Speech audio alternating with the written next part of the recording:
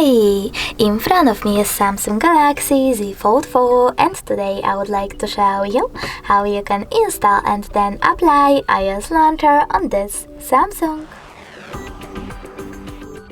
First of all, just go into Play Store and type in iOS launcher.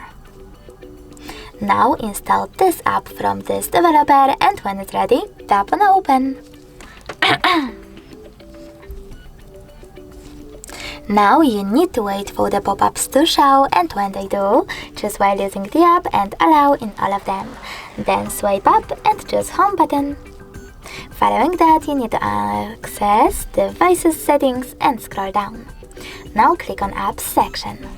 Then click on choose default apps and tap on home app. To apply iOS launcher, you need to click on it, tap on OK and just got it.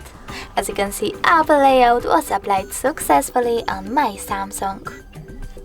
If you want to switch between your layouts, you can always do that by going into exactly the same settings and tapping on default launcher